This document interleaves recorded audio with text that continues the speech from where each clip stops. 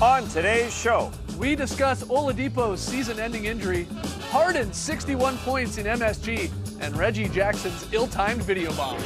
Before the real ones are announced on TNT tonight, we pick our all-star starters. And Buddy's got bounce in our brand new edition of the Meme Team. It's Thursday, January 24th. The starter starts now.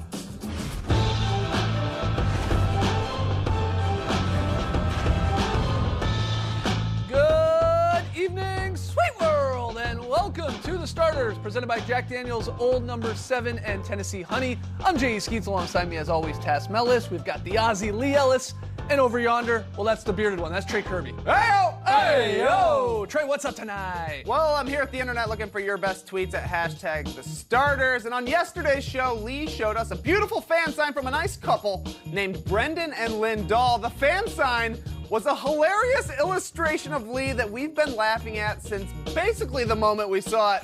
They got him looking like Don Corleone with the orange in his mouth. And that's where you come in. We want you to hop on Twitter and fill in the blank. Illustrated Lee looks like blank. The internet's already been having some fun with this picture. We got some great tweets earlier today. So many people think that Lee looks like William H. Macy in this picture.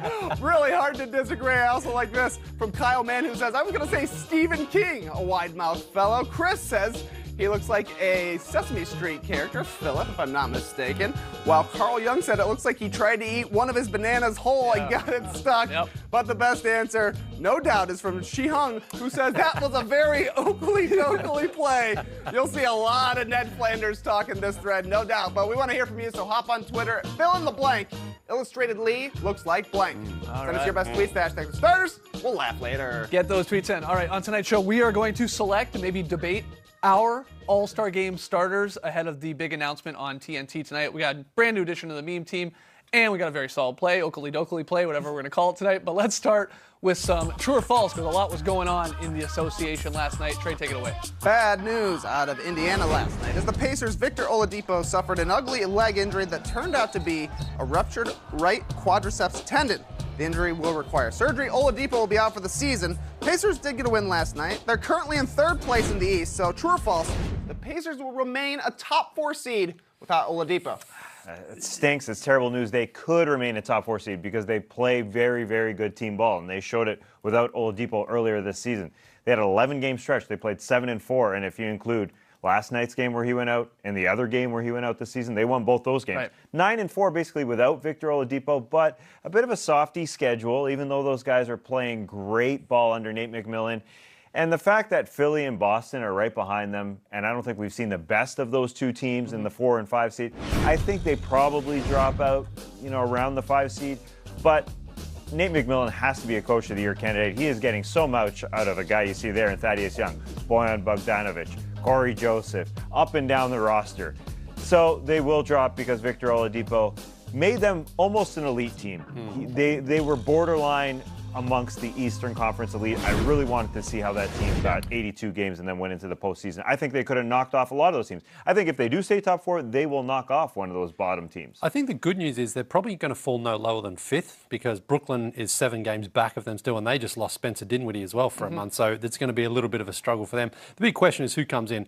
I think it's Tyreke Evans will probably come in and take that starting role because he did that earlier in the season. But that just then weakens the bench for Indiana. So other guys are going to really have to step up and carry the load because sometimes you see when a guy goes down, the rest of the team sort of galvanise them, they get all excited and they really want to show this guy that they're not going to fall apart without him. But, of course, with still so much time to go, the Pacers have to show that they can survive without him and also thrive, and that's going to be the big challenge. Yeah, I unfortunately do say false to this as well. I think they will follow the top 4, but at least it says something that the question isn't, hey, will the Pacers completely fall out of the playoffs? We're asking, will they still have home court in the first round? And I think that says, one, about how deep this team is and some of these guys that can step up and try and carry the load with Oladipo out. It also says a lot about the Eastern Conference. There's no doubt how shallow it immediately gets, after the 5 best teams that are in the East. I think that says that as well. But to me now, the Pacers have to sort of be the Celtics of last year, the 2018 Celtics, when they lost Hayward right away, their star player, their all-star-like guy. And I know they still had Kyrie. He eventually went away as the season went on.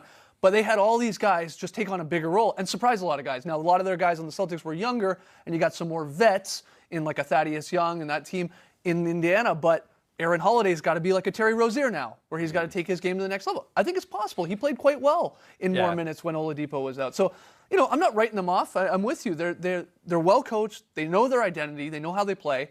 And yeah, it sucks. It'll hurt them in a playoff series without your star player, your go-to guy in Oladipo late. But they're still going to put up a fight. They're still going to be a really, really tough regular season team, which will keep them in play there for at least, for sure top 5, but maybe even top 4. I think they would beat any of the non-top 5 teams in a playoff series, and they could definitely face, whether it's the Nets or the Heat or somebody at the bottom. And the way they play without Oladipo already this season, they could knock them off. Yeah, still an unfortunate injury, especially a guy that had already missed some time and it sucked. Yeah, exactly. All right, next one here, Trey. James Harden cannot be stopped. His latest tweet of excellence is hanging 61 on the Knicks in a win, breaking Kobe Bryant's record for points scored in Madison Square Garden by an opponent.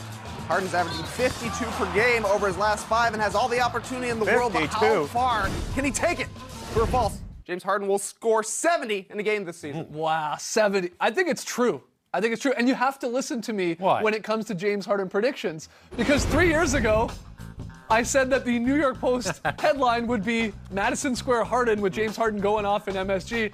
And then, of course, last night he goes for career-high 61. And we get that very headline, Madison Square Harden. So you mean with a similar photo? Exactly. That's the creepy part. By 2022, he's going to get 70 points. No, I'm saying, no, I know. We're sort of joking here. Only 11 times have we ever had a 70-point game in NBA history. The last one, Devin Booker, oddly enough. Before that, Kobe, wilted it a million times. But I do think it's in play. Harden goes for 61. Now, a ton of free throws again, and people are upset about that, but he's going to always get there that 20, 25 times and knock them down. But I only went 5 of 20 from three-point land. He hits 3 more threes, which isn't that far-fetched. We're talking about a possible 70, or the game even goes to overtime and then 70's in play. So, as crazy as it sounds coming out of my mouth, I think there's a legit chance this happens. He's got 3 games against the Phoenix Suns, another one against the Knicks in Houston, 2 against the Kings. I know they're better, but their defense is still not great, and the Hawks. So there are teams that are not very good defensive teams. We know scoring is just way up this season, so there is going to be a chance. And also, Chris Paul is supposed to be coming back very soon, but that could actually help James Harden because the defenders know they have to sort of keep their eye on Chris Paul a bit. No. James Harden's going to go crazy. That's the interesting part. That does not help James Harden. He hasn't had a plus 50-point game, over 50 points with Chris Paul in the lineup because they don't want that. They don't want James Harden to do absolutely everything because everybody else just stands around. Mike D'Antoni said it post-game yesterday. We stink because of it. It hurts us because of it. Let's look at this realistically. They barely beat the New York Knicks when a guy scored over 60 points. That's not a good thing. Everybody else beat the Lakers too, right? And they lost to the Sixers when he only had 38.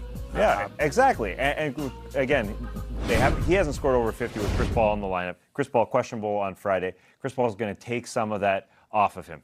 That's a good thing for the Houston Rockets. It's a great thing for the Houston Rockets that he doesn't have to score. As Trey said, he's averaging over 50 points his last 5 games. That's a ridiculous number. I don't think he gets to 70 because he was knocking on 60's door plenty this season. He hasn't gotten close to 70. He hasn't got close to 70 quite yet. No, but 61 against the Knicks last night, but 58 against the Nets, 57 against the Grizzlies in 34 minutes, we should point out, 54 against the Wizards in a lot of minutes, and then the 50 there against the Lakers in 35. I think it's in play. I think he's going to have one of these nights where he's going to be Curry-like from 3, where he or Clay-like from 3, where he does knock down 11 or 12 threes. Then you add into the fact that he gets to the line. I mean, 84% of his shots are threes or at the rim. But he got 25 free throws in this game, and that's sort of like the limit if you're playing within the style of the game and the flow of the game to get 25 throughout the history of the NBA. It's either a guys get maybe more than that, but that's the max. He hasn't been getting that many free throws.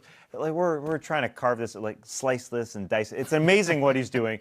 70 would be a remarkable, Let me ask you, if he goes, highly unlikely, maybe in 2022. If the game goes to overtime, double overtime, triple overtime, and he gets 70, will you still count it? Why not? Okay, I just want to make sure. Why wouldn't you? No, I just want to make sure, that's all. All right, final one here. The Pistons beat the Pelicans last night, but it wasn't pretty. However, not quite as cringeworthy as Reggie Jackson's post-game video bomb. It's just nothing to be proud of, man. This is just masking our issue, you know what I mean? Like, we gotta lock in and finish games. Like, our lack of focus at the end of games has been awful. That's why we lose games like this. So I'm not necessarily, I'm happy with the win, but I'm not necessarily happy with how we closed this game out. It was a great start for you guys tonight, and that has been an issue at times this season. How much did you kind of take it upon yourself to get guys going? I didn't know you got an interview, you know what I'm saying? I was closing. I'll get you in a minute. True or false? Reggie Jackson had Wednesday's most embarrassing moment.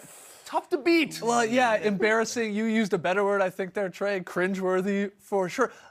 They won this game. They won this game. Blake is talking to the guy after the game, and then he's talking about how, they almost blew it because they don't have the focus and all that. It's like, the comedic timing is amazing here. Reggie's just clueless. And then Blake he doesn't even, muster up the sort of fake laugh even. He doesn't even really do that. He sort of smirks, but I think he's smirking at the fact oh man, this is going to be a bad clip with what I'm saying. I don't know how it gets worse than that. Well, that's usually safe video bombing territory, right? True. Anytime in a post-game interview, you can go video bomb. Reggie Jackson has no idea what's going on. Okay, that's right. But then Blake usually would go, come on. They want to stop talking to whoever they're talking to and just chum it with their buddies. He doesn't even do that. Yeah, no, it's cringeworthy. Yeah. I'm not saying it's not cringeworthy, but I think PJ Tucker in a very close game. We got a 4-point game here. 40 or just under a minute left. He forgot how to play. Yeah, he just didn't know where he was forgot how for to a play. second. For some reason,